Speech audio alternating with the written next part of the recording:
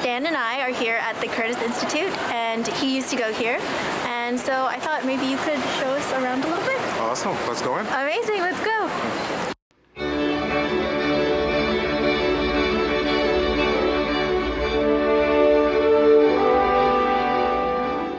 Hello, and welcome to a behind-the-scenes video of the Orchestrating Your Career podcast. Back in May, I went up to Philadelphia to interview Stan at the Curtis Institute of Music. If you haven't watched our interview yet, definitely go check it out after this. It's packed full of valuable insights and information. While I was there, we were lucky enough to get an impromptu and personal tour of Curtis from Stan himself. In this video's tour, he shares fun stories, including his key advice on how to get into Curtis, some history about the school, and how it all connects to his own story and work with Play on Philly and Equity Arc. We even get a sneak peek into the concert hall the day before the students took the stage for graduation. So let's get right into the tour. Yeah, so get ready for tomorrow. Oh. So, and then also, again, I love these views of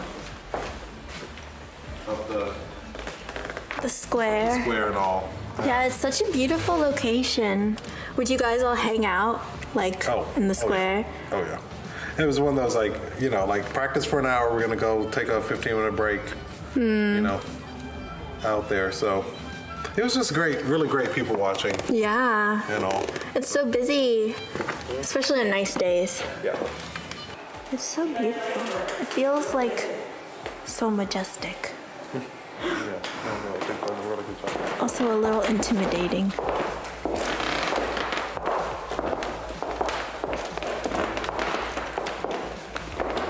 The smaller rooms.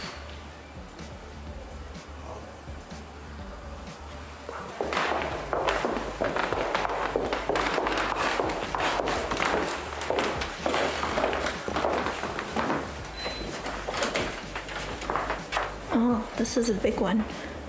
Oh, a bit of a step. I love all of the artwork on the walls. It's history. Yeah. It's beautiful. We used to call this the harpsichord graveyard because I think my first year at Curtis we had harpsichord students and then we didn't for my second, third, and fourth years. And so they came here. Harpsichords just we're here. Sad. Yeah, I know. Oh, that's helpful. Watch your step.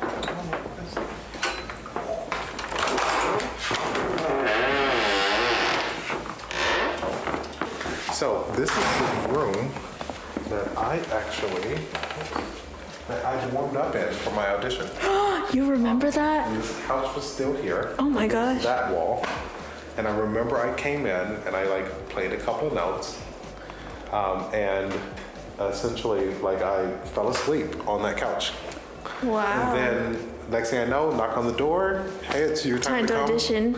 And actually, it was the best mistake I've ever made because I was so calm, Relaxed. so relaxed. That's the key to getting into Curtis. Take a nap right before your audition. If only I'd known. That's good advice. Thank you so much. Yeah, I appreciate that. That's crazy. Wow. That's so funny. I bet you must think fondly of this couch then. Yeah. That's a cool story. I love that.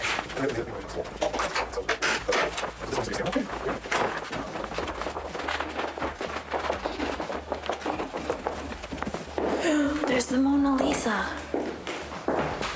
How did Curtis get that? Yeah, it's the third copy of it. Yeah. Wow, these rooms are beautiful. Yeah, it felt like I was at Hogwarts or something. Yeah, it feels quite old. Yeah. I feel like, when I went to London, I was like, everything's so old and historic, but this gives me those kind of vibes. Mm-hmm.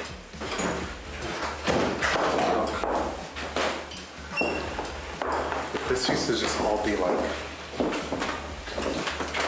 you didn't need any of this stuff. Yeah. Practice rooms? Yeah, so every room, if it's not signed out, you can use for rehearsal. rehearsal, practice, whatever. And this is kind of neat. I used to always kind of go through these graduating classes. These are the graduating classes? Wow. Years, like, so from the very, very beginning. Do you know where you are? Oh, definitely not here in 1971. David Schifrin, for example. Oh my In this gosh. group. Whoa. Judith Sirkin is in this one. I'm trying to remember what year Leonard Bernstein. That would be cool. Samuel Barber. Where's that? I forgot what year they were in. The 70s? No. It was like, it's had to be like the 50s, probably 60s. That's really cute. I love that they do that. Yeah. Interesting. Right? I think it would probably be here unless they moved it. Yeah, I think they moved it. Here's 81. 91, 97. What class are you? Oh, okay. So, 2007, my brother Eric Thompson. Oh my Back gosh. row, right there. Amazing. How fun. Wow, he's the last one Wow. they have up here. Jose Maria Blumenschein, Concertmaster of Vienna Philharmonic. Wow. David Murray's in National Symphony. Shahar's in Cleveland. Rob Patterson. Wow. Just, So many talented people. yeah. That's so fun. We found it? Yeah. Oh my gosh. Look at you. Wow. My buddy Maroon plays flute in the Met. Oh my gosh. Nate is the artistic director for the Cincinnati Symphony. Incredible. Yeah, we all turned out pretty good. Yeah. So, I bet. That's so cool. Do you keep in touch with? yeah, with lots of them. Yeah. Yeah. It's Whoa. awesome. Really cool things. Where's your name? Third row? Uh-huh. Amazing. That's so cool. I'm so happy we found this. That just like made my day. Did you see this? Like, but have you seen it before? Yeah. Yeah. Okay. Several times. Yeah, it used to be on the other wall. But I guess they're making room for more. Yes, makes Nice. sense. Look at all the future graduating classes that will come. If you want to. Whoa. Love Samuel Barber's music.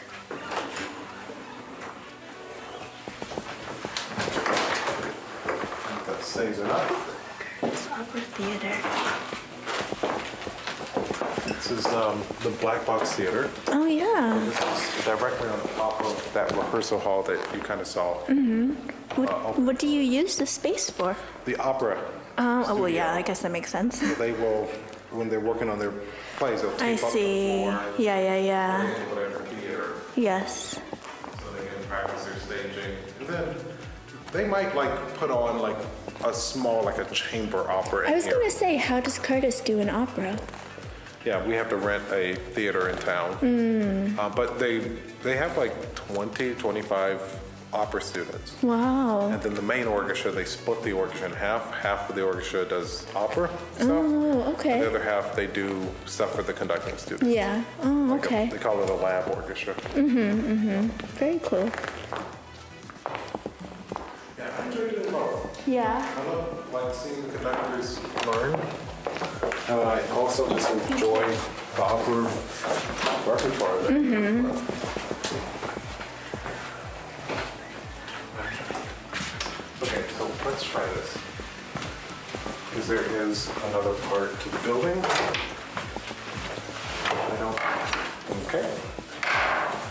This is like the first time I'm doing this. Because I mean, you can tell this is all brand new. Yeah. So this used to be like Smells new. yeah, it used to be like an alleyway because there were two of these buildings that were kind of joined together.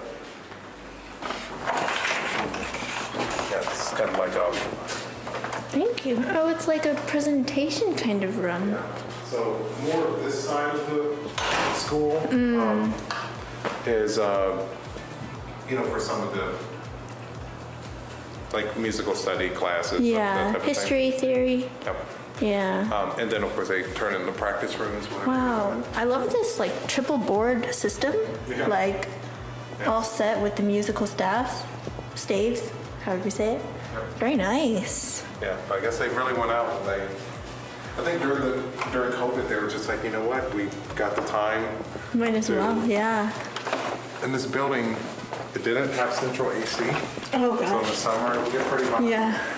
And then in the winter, they did their best with some of the heating systems to keep it warm.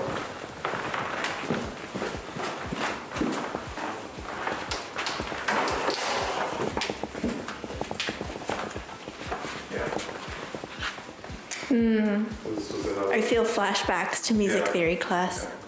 and this used to be a doorway where the mirror is. Oh wow. And you could walk out onto like this, like a little catwalk thing. Because again, there was an alleyway between the two buildings. But it looks like they closed it all. Yeah. Which is so much better because if you were in here practicing, people would constantly cut through here. Oh no. A little disruptive. Yeah.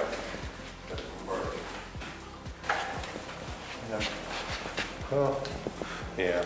Another classroom.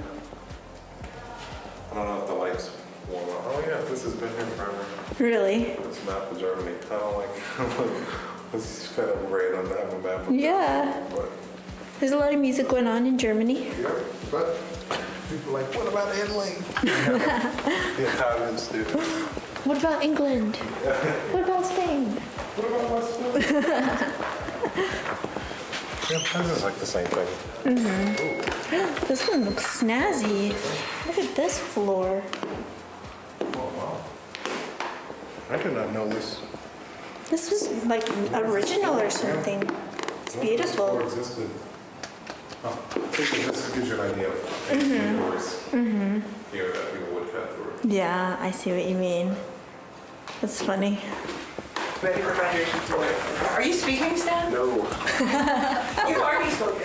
Yes. Okay. You spoke at graduation? Cool. Oh my gosh. So when I was here, we didn't have the new building, as you know. So all of our orchestra rehearsals happen here in this space. Feel Wow. free if you want to step in and. So this is the stage. So you would rehearse on this stage. No, so the You would rehearse- conductor, would stand right here in front on the ground, and the orchestra, the violin. I see. Wow. Whereas we were stuck in this corner. But we had that exit door, and then depending on what piece, if it was like Rite of Spring, the bass section would have to be up there in the balcony, and the percussion would have to be Wow. on the other side. That's cool. But this is where they do all the recitals. I see. Yeah. Recital hall. Also, they have an organ with all the pipes are in the wall here. And the black box theater I was telling you about is above this. Oh. Wow. It might be a little tough to see, but you see each of the panels in the back? If you look at the bottom of the panel, right underneath where that camera is, and then when you compare it to the top of the panel, I don't know if you can tell, but each panel is positioned at a different angle. Oh. That helps kind of the acoustics of the room. Wow. Then kind of musically, the ceiling is kind of, what do you call it, translucent. Yeah, it's The beautiful. sound, there's a cavity up there. The sound can go up and also So cool. very high tech with all the keys. Yeah. Yeah, I see all the cameras. Wow. So did you do your recital here? Yeah. Your final recital? Amazing. All the recitals when I was a student. And now, that hall that we saw yesterday, the orchestra in, this hall and that hall, they use both spaces for I see, yeah. recitals. So you can sort of pick which one you want. Yeah, the other space is acoustically better. Yeah. I still think this space is really good for chamber music, much better than the other one. For solo stuff, it's a little something, but yeah, there's always something standing here and Yeah. here. Yeah, Eastman added a new building. My last year, I think, was the first year it opened. And like seniors had the option of like doing the traditional Kilbourne Hall or the new recital hall. And like, yeah, it was a hard decision. I went with the traditional one because I was like, my teacher did his recital on that stage, and I will do my recital on that stage. Yeah. But oh, this is exciting. You know, it'll be full of the students here in the center and the parents and guests. And it'll be an exciting day tomorrow. Yeah. So we'll be here tomorrow. This will be where graduation is. Yeah. Wow. So they will walk across this very stage.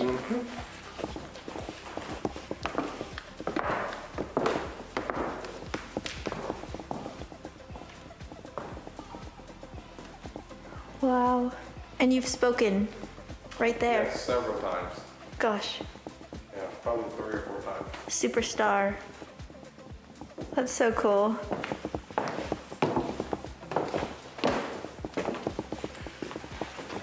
Amazing. Thanks so much. Yeah. Look at the official seal on the chairs. It's so beautiful. Oh, down chairs. Yeah.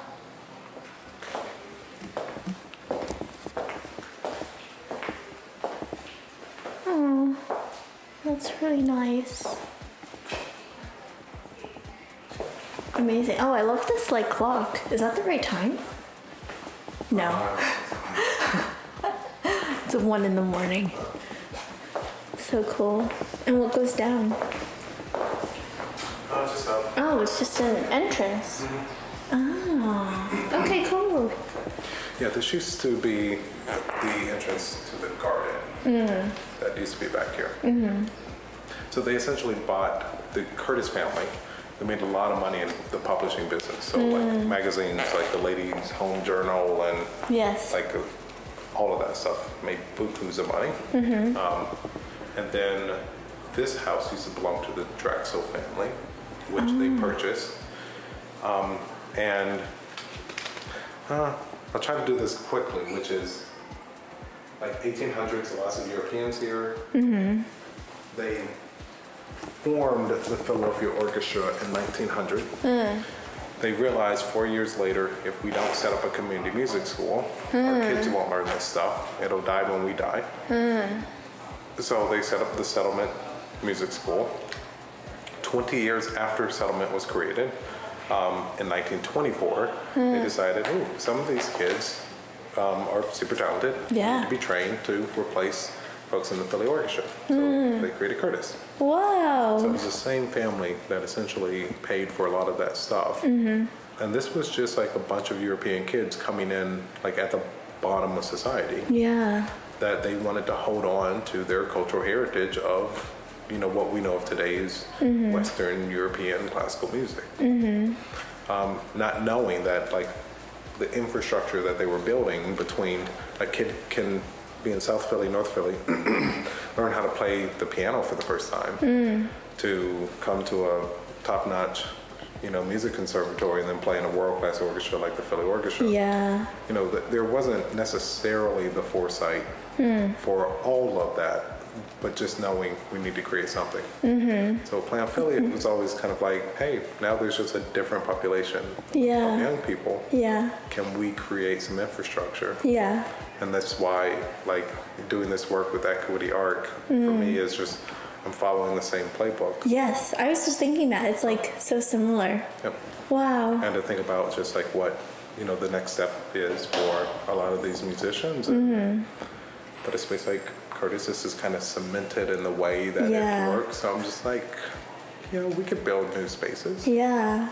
So kind of started off with the Elsa's demo program. And then hope would be that we can create some spaces at the conservatory level. Maybe spaces in like the pre-professional. Yeah. Like New World. Yeah. So, all the stepping stones. Correct. I love it. That's so cool.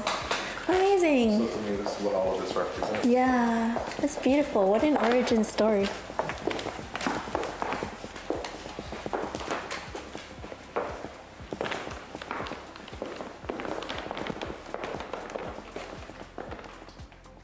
Thanks again to Stan for taking us on this personal tour of Curtis and for sharing some more about his time at the school and its impact on his own musical journey. Don't forget to watch our full interview, subscribe to the channel so you don't miss anything, and stay tuned for the next episode of the Orchestrating Your Career podcast coming out on the 15th of October. Hope to see you then!